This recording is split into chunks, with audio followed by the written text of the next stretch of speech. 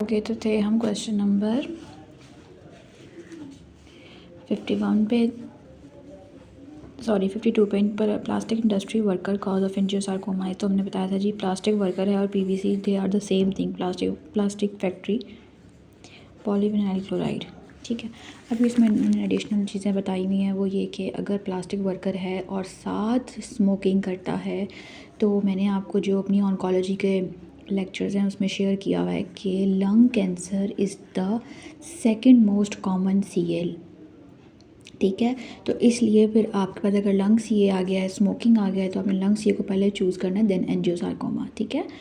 और उसके बाद करें डेवलपमेंट ऑफ एंटीरियर पिट्यूटरी। अच्छा, इसमें ना लोग कंफ्यूज करते हैं कि Rathke pouch from diencephalon and out pouching from stomodeum, ये दोनों चीज़ें जो है वो एंटीरियर पिट्यूटरी देती हैं, बल्कि ऐसा नहीं है।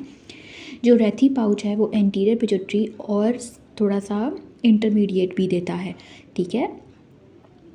तो हमने जो है इसमें सिर्फ उन्होंने एंटीरियर पिट्यूटरी का पूछा हुआ है, तो एंटीरियर पिट्यूटरी जो है वो आउट पाउचिंग ऑफ स्टोमोडियम से होता है, और उसके बाद जो रेथी पाउच है वो कुछ पार्ट एंटीरियर पिट्यूटरी का देता है और कुछ इंटरमीडिएट पिट्यूटरी जो होता है थोड़ा सा उसका देता है, ठीक है। और जो डायनसेफलॉन है वो जो है वो posterior part of pituitary gland देता है। उसके बाद कह रहे हैं कि the girl has bronchial obstruction but alveoli are still aerated, ठीक है। एल्वेलॉय के पास ऑब्स्ट्रक्शन हो गई है, एक ब्रोंकस की ऑब्स्ट्रक्शन है जो उसको एयर एक तरफ से वेंटिलेट नहीं करी, क्योंकि एक तो एल्वेलॉय इरेटेड कैसे हैं, उनको कहाँ से इरेशन मिल रही है, तो वो एल्वेलॉय के अंदर पोर्स होते हैं जिनको पोर्स ऑफ कोन भी कहते हैं, जिनकी वजह से उनके अंदर वेंटिलेशन चल रही होती है, ठीक है। उसके बाद कह रहे हैं कि एंटीरियर 2/3 ऑफ जनरल सेंसेशन। अच्छा, जनरल सेंसेशन हम ये तो बहुत बार पढ़ चुके हैं कि जो जनरल सेंसेशन है वो लिंगुअल नर्व करती है, lingual nerve of trigeminal nerve, और इसका जो अगर टेस्ट का आ जाएगा तो टेस्ट है कॉर्ड नेपनी ऑफ फेशियल नर्व, ठीक है। और 1/3 जो है वो ग्लोसोफ्रेंजियल जो है वो जनरल सेंसेशन भी करती है, साथ टेस्ट भी करती है, और पोस्टीरियर मोस्ट जो है वो हमारे पास वेगस करती है, ठीक है। उसके बाद after the head injury having difficulty in writing reading language. अच्छा, मैं आपको बहुत बार ये बता चुकी हूँ कि राइटिंग का जहाँ वर्ड आ जाएगा और जहाँ पे उसको, अच्छा, तो मैं आप लोगों को बता रही थी कि ये जो राइटिंग का वर्ड है ना, इसको आपने याद रखना है। जब डब्ल्यू आ गया ना, राइटिंग में डब्ल्यू है और इधर है राइटिंग और वरने की, ठीक है, दोनों में डब्ल्यू है। और इसमें अगर एक और भी इसमें जो है बताते हैं कि बंदे की लैंग्वेज फ्लुएंट है, फ्लुएंट है, बोल रहा है, सही बोल रहा है, लेकिन मीनिंगलेस है, मीनिंगलेस है। जैसे मैंने आप लोगों को बताया था कि बंदा बोलेगा कि मैं इधर आया, उसके बाद फिर मैं इधर चला गया, फिर मैं यहाँ बैठा, उसके बाद मैंने खाना खाया, फिर मैं वॉशरूम चला गया, फिर मैं, मतलब कोई रब्त नहीं है उसका, कोई मकसद नहीं है उसकी किसी बात का, लेकिन वो बोल ठीक रहा है, फ्लुएंटली बोल रहा है, लेकिन वर्ड उसके मीनिंगलेस हैं, और अंडरस्टैंडिंग भी चली जाती है, ठीक है। अगर राइटिंग का वर्ड नहीं आया तो ये लफ्ज़ आएंगे, तो इसका मतलब है पढ़ने की है, ठीक है।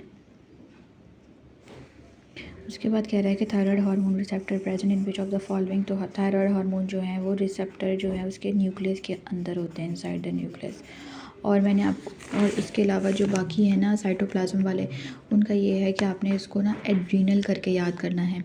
जो एड्रीनल ग्लैंड होता है ना, उसके आपको पता है कि बाहर जो कॉर्टेक्स है, कॉर्टेक्स को आपने GFR की तरह से याद करते हैं ना, ग्लूकोकॉर्टिकॉइड और मिनरलोकॉर्टिकॉइड एंड्रोजन ना, ठीक है, ग्रैनुलोसा फेसिकुलेटा, और इस तरह से जो था GFR के नाम से, ठीक है, रेटिकुलरिस। तो ये जो अपने याद करना है कि बाहर से जो है वो नमकीन होता है, तो बाहर मिनरलोकॉर्टिकॉइड, बाहर जो है वो मिनरलोकॉर्टिकॉइड होगा। उसके बाद फिर आपको पता है कि ग्लूकोकॉर्टिकॉइड होता है, और एंड में जो है वो एंड्रोजन्स होते हैं, ठीक है। तो फिर उसके बाद बताते हैं साथ एंड्रोजन्स, क्या एंड्रोजन है तो उसमें ईस्ट्रोजन और विटामिन D3 भी याद हो जाएगा, ठीक है। ये एड्रीनल करके याद करना है आपने, ADRENAL, ठीक है। और न्यूक्लियर को कैसे याद करना है, न्यूक्लियर आपको बता दिया मैंने कि थायराइड के जो होते हैं रिसेप्टर्स वो न्यूक्लियस के अंदर होते हैं, ठीक है, न्यूक्लियस के अंदर होते हैं। नाइफ इंजरी है hip joint after the patient. अच्छा, उसको ना किसी ने हिप पे चाकू मार दिया, और उसके बाद क्या हुआ है कि उसकी ना ये वेडलिंग है, वेडलिंग,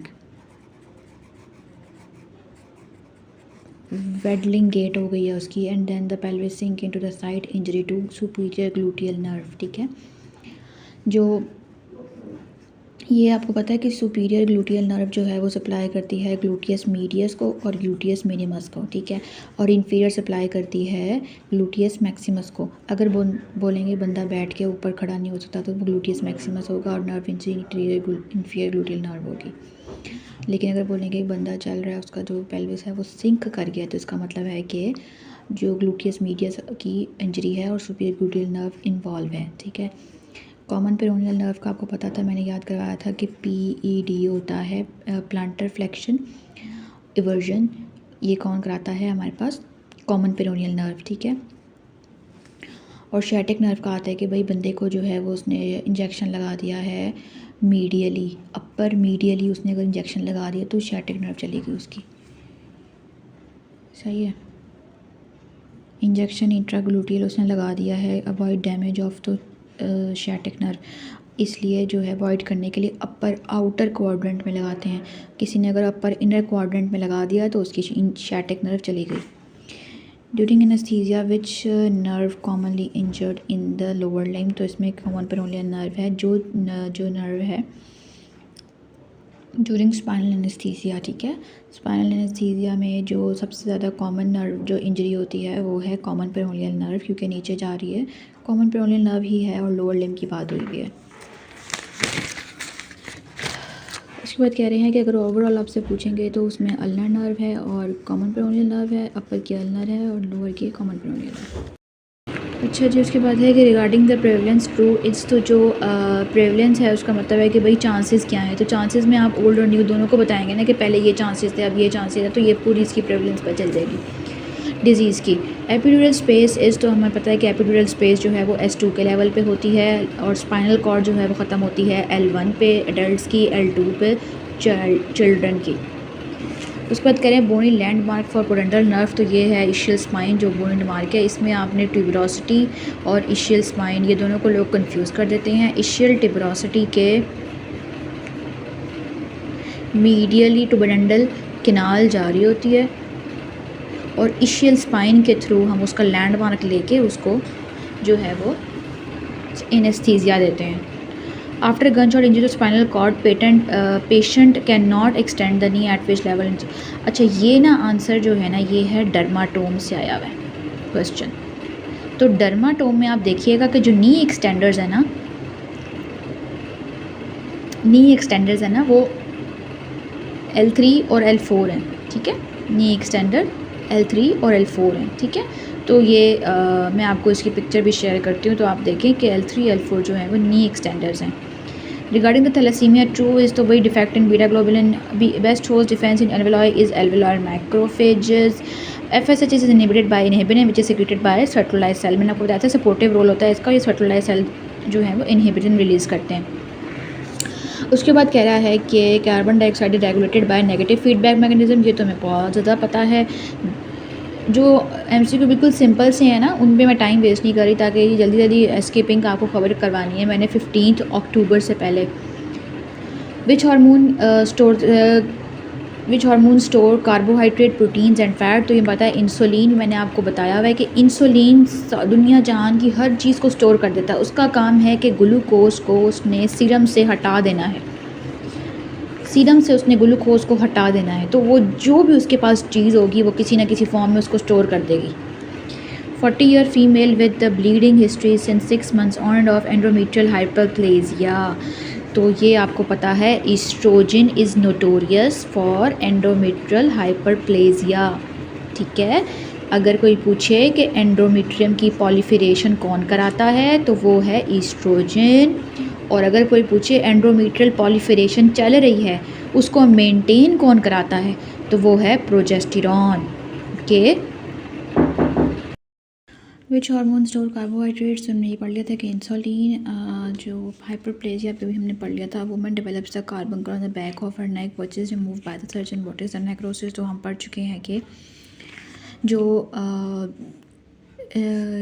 केजियस पूछा हुआ है, लिक्विफेटिव पूछा हुआ है, सीरियस पूछा हुआ है, फाइब्रस पूछा हुआ है। अच्छा, जो कार्बंकल होता है ना उसके अंदर एब्सेस होती है। कभी आपने डायबिटिक पेशेंट्स की कार्बंकल देखा है? वो जो होता है वो राउंड सा होता है, कवर करा होता है, mostly back of the neck होता है और उसके अंदर ना छोटे छोटे से आपको नज़र आएंगे पस्ट्यूल्स पस्ट्यूल्स पस्ट्यूल्स ना, मतलब लिक्विफेटिव नज़र आएगी आपको, लिक्विडी, तो वो होती है लिक्विफेटिव नेक्रोसिस। ठीक है। केजेस आपको पता है कि टीबी में होती है केजेस नेक्रोसिस। फाइब्रस आपको बताया था मैंने कि वो लंग्स में होती है मोस्टली, और सीरस जो है वो फ्लूडी होती है, वाइट मतलब स्ट्रॉ कलर टाइप होती है। तो ये तो फ्लूडी नहीं होती, इसमें तो पस्ट्यूल्स होते हैं ग्रीनिश कलर के। Which structure has a intra and extra pelvic extension, तो ये हम बहुत बार पढ़ चुके हैं कि round ligament of the uterus it has the intra and abdomen, जब तो ये आता है यूट्रस से, यूट्रस की लेटरल साइड से लेबिया मेजोरा पे आगे अटैच होता है, तो ये इंट्रा पेल्विक भी है और एक्स्ट्रा पेल्विक भी है। 60-year-old female with the uterine carcinoma undergo surgical resection, the cancer has spread directly by labia majora, तो ये चीज़ आपको पता है राउंड लिगामेंट ऑफ यूट्रस की बात हो रही है। ठीक है, ये देखें। उसके बाद patient has present sore throat है, मेम्ब्रेन कवरिंग। अच्छा, मेम्ब्रेन कवरिंग आपने आंखें बंद करके सोचना है डिप्थीरिया के बारे में। ठीक है, मेम्ब्रेन कवरिंग डिप्थीरिया होता है और इसकी जो सबसे ज़्यादा जो लीथल इसकी कॉम्प्लिकेशन है वो है मायोकार्डाइटिस। ठीक है।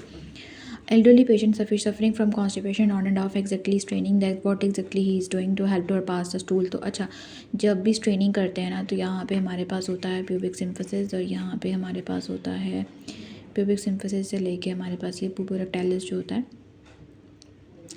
प्यूबिक से लेकर रेक्टम तक होता है, और यहाँ पे एक वो बनती है एनल कैनाल बनती है। ठीक है, जो हमारे पास एनल कैनाल बनती है उसको ये जो है वो स्ट्रेटन कर देता है। ठीक है, उसको स्ट्रेटन ये रिलैक्स करता है तो ये स्ट्रेटन हो जाती है, जिसकी वजह से स्टूल पास हो जाता है, और जो है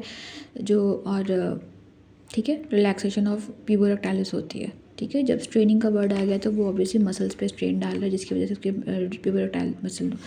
अब ये बता रहा है कि straining of puborectalis reflex cause the contraction of the puborectalis that prevents the fecal discharge, thus the relaxation of puborectalis will allow the stool to pass. Contraction होगी तो रिटेंशन ऑफ स्टूल होगी, और relaxation होगी तो stool pass होगा। Neutropenic hypotensive patient, oncology, history of dysuria, high grade fever, Pseudomonas aeruginosa, patient has disease result of excessive release of TNF। मैंने आपको बताया था TNF जो है वो malignancy में होता है, TB में होता है और Pseudomonas aeruginosa में होता है। ठीक है, तो इस बंदे को जो है वो ऑनकोलॉजी भी है, बंदा कैंसर का पेशेंट भी है और Pseudomonas भी है, तो TNF ये टिश्यू नेक्रोसिस फैक्टर रिलीज़ करते हैं। उसके बाद कह रहा है कि female has pH 7.5, hypokalemia, normal sodium and normal cortisol but raised renin level. ठीक है, तो इसको कैरिन artery stenosis, SIADH, Conn syndrome, Cushing syndrome. अच्छा, SIADH आपको पता है कि एक्सेसिव यूज़ ऑफ ADH होता है। एक्सेसिव यूज़ ऑफ ADH होगा जो इसमें रिटेंशन ऑफ वाटर होगी, जिसमें हाइपोनेट्रीमिया हो जाएगा। ठीक है, कॉन सिंड्रोम जो होती है उसमें हमारे पास कौन सिंड्रोम होती है कि उसमें आपका प्राइमरी हाइपर एल्डोस्टेरोनिज्म होता है। एल्डोस्टेरोन आपका बहुत रेज्ड होता है, जिसकी वजह से आप ये कह सकते हैं कि उसमें हाइपोकलीमिया तो होगा लेकिन उसमें हाइपर नेट्रीमिया होगा। लेकिन इधर बोला हुआ है कि जी नॉर्मल सोडियम है, तो ये भी निकल गया, ये भी निकल गया। पीछे रह गया कि कुशिंग सिंड्रोम कॉर्टिसोल के इंक्रीज़ होने से होती है। ठीक है, तो यहाँ पे जो है वो जब कॉर्टिसोल इंक्रीज़ हो रहा होता तो हमारे पास और भी कोई जो है वो ग्लूकोज का लेवल बताया होता कि भाई ग्लूकोज का लेवल बढ़ गया है, इस तरह की कोई बातें बताई होती हैं हमें। ठीक है, और उसमें BP कम होता है, और कॉर्टिसोल जब कॉर्टिसोल बढ़ा होता है तो इसमें एक तो हमारे पास BP की भी ज़्यादा आ रहा होता है, ग्लूकोज भी ज़्यादा आ रहा होता है जब कॉर्टिसोल ज़्यादा होता है। तो इसमें ऐसा कुछ भी नहीं बताया हुआ है, इसमें बताया हुआ है रेनिन लेवल ज़्यादा है। रेनिन लेवल तब ज़्यादा होते हैं जब आपका ब्लड वॉल्यूम कम होता है। ठीक है, तो रीनल आर्टरी स्टीनोसिस का मतलब है कि ये हमारे पास रीनल आर्टरी जा रही है, उधर स्टीनोसिस हो गया, ये स्टीनोसिस है। ठीक है, तो यहाँ पे तो ब्लड फ्लो ठीक आ रहा है, लेकिन इस वाले पार्ट में रीनल आर्टरी के ब्लड फ्लो नहीं है। जब ब्लड फ्लो कम है तो बॉडी को लगेगा भी BP डाउन हो गया है, तो अब रेनिन को बढ़ाओ तो वो रेनिन बढ़ाएगा। ठीक है, तो renin level renal artery stenosis में ज़्यादा होंगे। और अगर इसमें पूछे ना कि इसको जो प्रिसाइज जवाब है ना वो ये है post renal artery stenosis. Pre में वॉल्यूम ज़्यादा होगा, पोस्ट में वॉल्यूम कम होगा, blood volume. 35-year-old female presented with secondary infertility, fallopian tube उसकी ब्लॉक हो गई है, एंडोमेट्रियल सो द एपिथेलाइड सेल। एपिथेलाइड के बारे में मैंने आपको बताया, आंखें बंद करके आपने सोचना है TB के बारे में। तो TB बहुत कॉमन है कॉजेज सेकेंडरी इनफर्टिलिटी के लिए। फुमिलजुनाइड है उस hyper sensitivity anti DSDNA pleural pericardial फियन यूरिया रेज, ये सारा कुछ मैं बता रहा है SLE के बारे में। ठीक है, अब आगे पूछ रहे हैं कि ये क्या क्या हो गया है। तो ये SLE जो होती है वो टाइप 3 होती है हमारे पास, immune complex mediated hyper sensitivity. ठीक है, उसके बाद कह रहे हैं what is likely cause of secondary hyper aldosteronism. तो हाइपर एल्डोस्टेरोनिज्म क्यों हो रहा है? जब हमारे पास रेनिन जो है वो ज़्यादा होगा, रेनिन ज़्यादा होता है तो वो आगे से हाइपर एल्डोस्टेरोनिज्म करेगा। ठीक है, जैसे अभी हमने पीछे सिम्टम पढ़ी, जो कॉज पढ़ी रीनल आर्टरी स्टेनोसिस, तो हाइपर सेकेंडरी हाइपर एल्डोस्टेरोनिज्म की एक कॉज जो है वो रीनल आर्टरी स्टेनोसिस है, डिक्रीज्ड BP है, और ठीक है असाइटिस हो रही है, रीनल फेलियर हो गया, किडनी फेलियर हो गया, ब्लड वॉल्यूम जिस चीज़ से भी कम हो रहा है। ठीक है, तो ये सब कुछ सेकेंडरी होगा। ठीक है, अगर सिर्फ एड्रीनल ग्लैंड का मसला होगा तो वो होगा प्राइमरी हाइपर एल्डोस्टेरोनिज्म। अगर adrenal gland excessive aldosterone release कर रहा है। नर्व इन लिगामेंटम टीरीज कैपिटस, तो ये लिगामेंटम टीरीज आपको पता है कि फोविया होता है ना, फोविया से निकलता है ये लिगामेंट, इसको लिगामेंट टीरीज कैपिटस कहते हैं, और उसमें ऑब्चुरेटर नर्व की जो पोस्टीरियर डिवीजन है ना उसको वो सप्लाई करती है। ठीक है, उसके बाद कह रहे हैं hypercalcaemia lead to affect on heart. तो इसका है सिस्टोलिक अरेस्ट। तो ये कि सिस्टोलिक अरेस्ट का मतलब है कि हार्ट जो है वो सिस्टली नहीं कर रहा, heart is not pumping properly.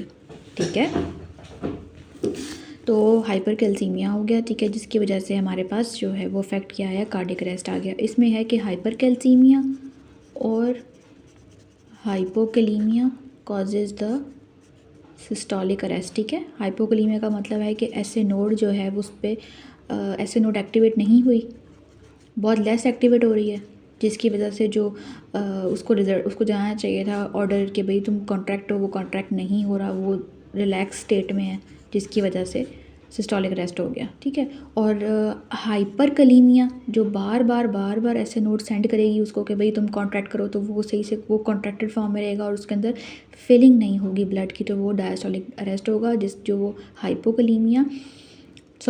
कलीमिया और हाइपोकैल्सीमिया में होता है। ठीक है, ये कैल्शियम और पोटाशियम दोनों ऑपोजिट हैं। ये देखें लिखा हुआ है hypocalcemia and hyperkalemia causes the diastolic heart failure. मैंने आपको रीजन भी बता दिए कैसे करता है। इमेट्रोपिक पेशेंट विद प्रेसबायोपिया है। इमेट्रोपिक पेशेंट होता है नॉर्मल पेशेंट जिसकी आईसाइट बिल्कुल ठीक है, उसको प्रेसबायोपिया हो गया है, तो उसका क्या मतलब है कि डिक्रीज नियर विजन। अच्छा, जो age related decrease near vision होती है ना उसको प्रेसबायोपिया कहते हैं। तो अगर आप प्रेसबायोपिया के बारे में पूछें तो डिक्रीज नियर विजन दोनों एक ही चीज़ हैं। इसलिए आप नोट करिएगा जो बूढ़े लोग होते हैं वो अपनी दूर करके चीज़ों को पढ़ते हैं, क्योंकि उनकी नियर की विजन स्लो मतलब डिक्रीज़ हो जाती है, तो वो किताब को, बुक को, किसी भी चीज़ को दूर रख के पढ़ते हैं। Diagnostic test for infectious mononucleosis. तो डायग्नोस्टिक टेस्ट जो है वो हमारे पास मोनोस्पॉट टेस्ट है। इसमें हाइड्रोफिल एंटीबॉडी भी हमारे पास इसका टेस्ट होता है, लेकिन जो हाइड्रोफिल का जो स्पेसिफिक टेस्ट है वो हमारे पास मोनोस्पॉट है। अगर आपसे पूछे इनिशियल टेस्ट कौन है, वो हाइड्रोफिल है, और मोनोस्पॉट इसका कंफर्मेटरी टेस्ट है। ठीक है,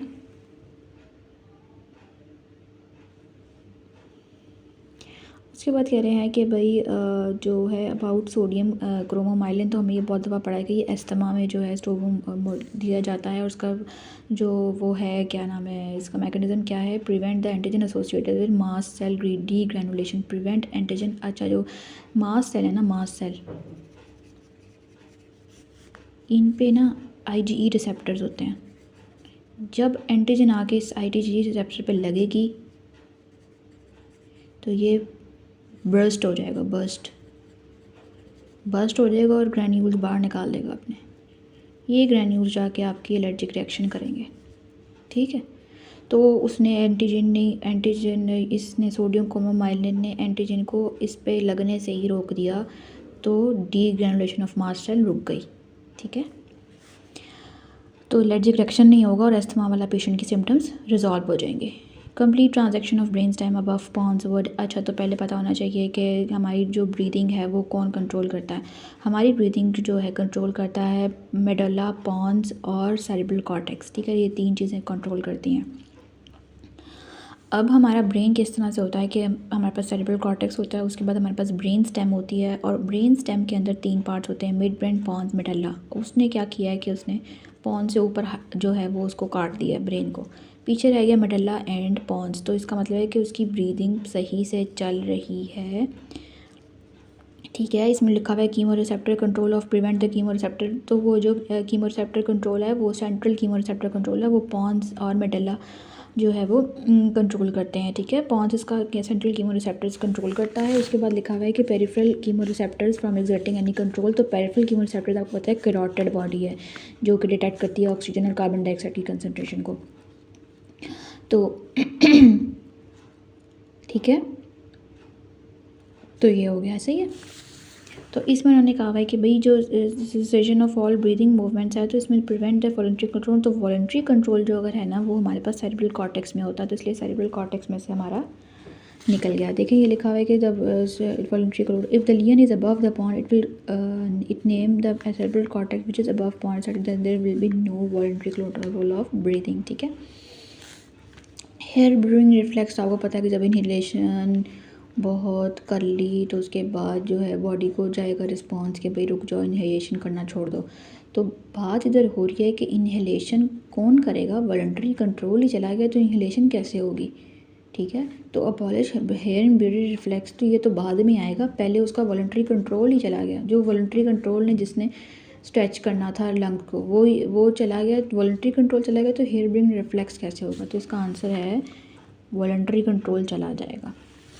उसके बाद कह रहे हैं कि टू सेरेब्रल आर्टरी, जो ये आपको पता है कि सेरेब्रल आर्टरी दोनों मिलके एक बेसिलर आर्टरी बनाती हैं जो कन्वर्ज होती हैं एक दूसरे के साथ। Lateral ventricle separated by septum pellucidum. तो ये हमें बहुत पता है कि भाई सेप्टम पेलोसिडम जा रहा होता है दरमियान में 2 लेटरल वेंट्रिकल से।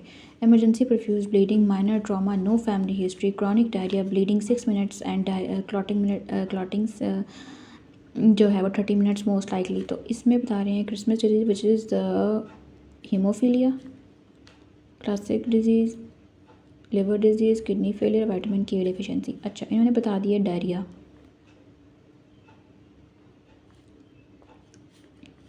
और उन्होंने क्या कह दिया, minor trauma, no family history. अच्छा, क्रिसमस डिजीज़ भी फैमिली हिस्ट्री है, क्लासिकल डिजीज़ भी फैमिली हिस्ट्री है, तो ये तो दोनों निकल गए। पीछे रह गया डायरिया। अगर यहाँ पे लिवर फेलियर होता तो वो आपको कुछ CLD या लिवर के बारे में कुछ बताता, किडनी फेलियर होता तो आपको कुछ किडनी के बारे में बताता, ठीक है। अब जो हो रही है क्रॉनिक डायरिया होता है सिलिक डिजीज़ की वजह से भी, IBD की वजह से भी, माल एब्जॉर्प्शन की वजह से। तो विटामिन के जो है ना वो आपको पता है 2, 7, 9, 10 को कंट्रोल करता है, ठीक है। तो वो गया तो हमारा साथ ब्लीडिंग टाइम भी बढ़ गया और क्लॉटिंग टाइम भी बढ़ गया, सही है। A patient has eczematous, dermatitis, latex glove allergic reaction is hypersensitivity type 4 delayed reaction.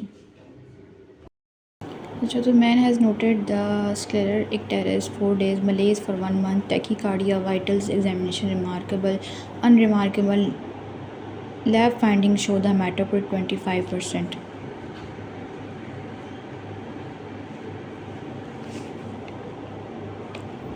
Haematocrit का मतलब है कि उसके RBCs कम हो गए हैं, ठीक है। RBCs कम हो गए हैं क्योंकि हेमाटोक्रिट RBCs को शो करता है, RBCs उसके कम हैं। स्क्लेरल icterus येलोइश डिस्कलरेशन हो गई है आइज़ की, इसका मतलब है कि उसके अंदर जॉन्डिस है, उसको जॉन्डिस है। साथ टैकीकार्डिया है और बाकी अनरिमार्केबल है। मलेज है, वीकनेस है। Intravascular hemolysis increased iron absorption, type 1 diabetes mellitus, पल्मी से स्क्वेमस सेल कार्सिनोमा और सिस्टमिक हाइपरटेंशन, ठीक है। तो जो इसमें मैं आपको बता रही थी कि डिक्रीज RBCs हैं, इसका मतलब है कि हेमोलिसिस हो रही है, ठीक है। या तो ब्लड लॉस हो रहा है कहीं से या हेमोलिसिस हो रही है। जब येलोइश डिस्कलरेशन आ गई है, बिलिरुबिन आ गया है, जॉन्डिस आ गया है, इसका मतलब है कि कहीं और हेमाटोक्रिट डिक्रीज़ है।